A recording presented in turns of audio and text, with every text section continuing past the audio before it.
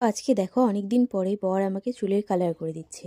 তো এখানে কালার মোটামুটি করা কমপ্লিট, বেশি না, 4-5টা স্টিক করে দিয়েছে। তারপর একটু শুকিয়ে দিয়েছি, এমনিতেই ঠান্ডার দিন তাই জন্য দেখো শুকানোর পর এই হচ্ছে রেজাল্ট। এরপর দেখো মুখটাও একটু ফেস মাস্ক দিয়ে ক্লিন করে নিলাম।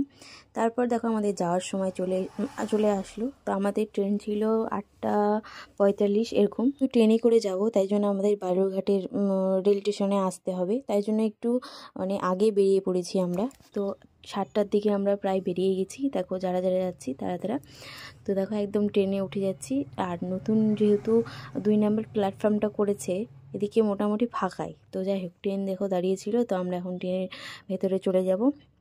যেতে যেতেই দেখো খাওয়া শুরু করে দিয়েছি। ট্রেনে উঠেছিল মুড়ি মশলা, তো সেটাই দেখো খেয়ে নিলাম। তারপর এদিকে রাতের খাওয়াটা খেয়ে নিলাম, রুটি মিষ্টি জিলাপি খেয়ে দিয়ে তারপর দেখো আমরা একদম